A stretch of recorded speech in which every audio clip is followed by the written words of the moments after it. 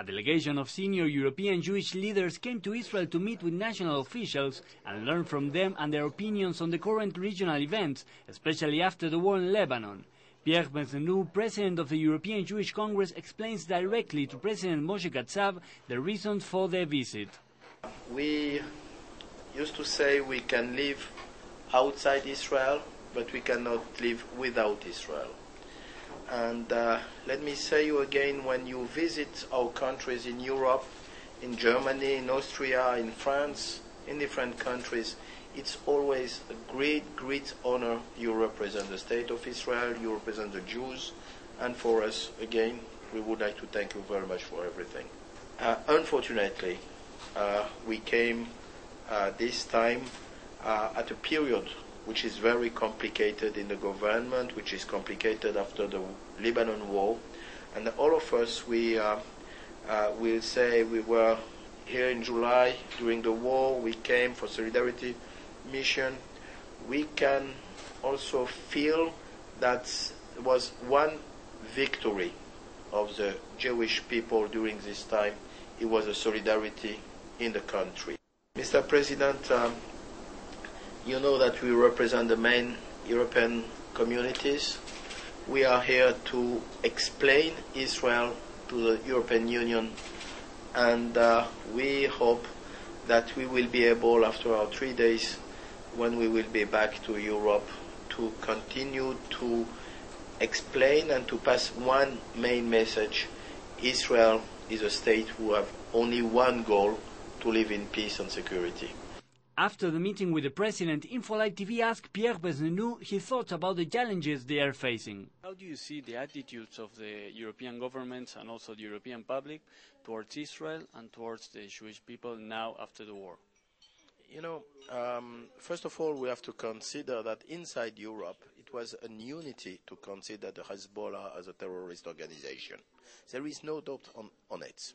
Then, on the way to find solution on this Hezbollah attack, it was some difference on different countries and different media, and that is a little bit more complicated. For some countries and some governments, they support fully Israel during the 32 days of the war. For some countries, they support during 1 week, 10 days. Then there was thinking that they have to stop. But basically, everybody recognized first Hezbollah attack Israel.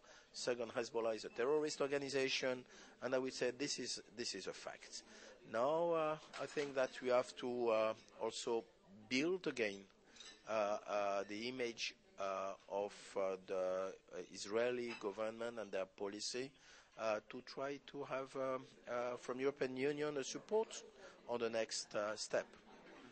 How do you see the role that some European countries are playing now in the international peace force in southern Lebanon?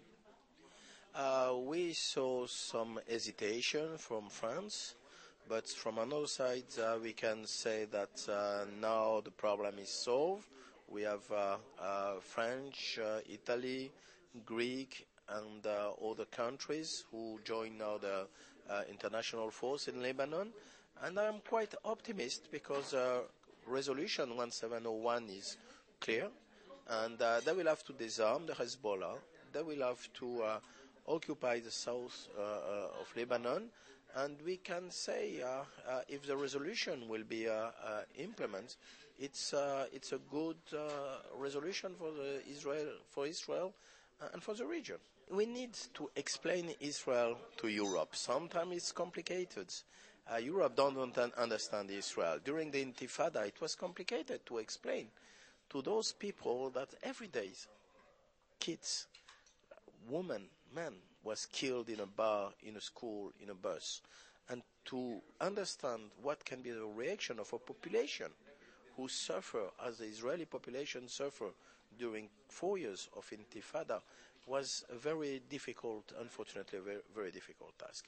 Now, being here, trying to understand a little bit what are the consequences of the Lebanon war, what are the situation in different places. This afternoon we are going to the north to visit Kiryat Shmone, to visit Sfat, to visit different places, and then to go back and to explain again. Israel was attacked by a terrorist group.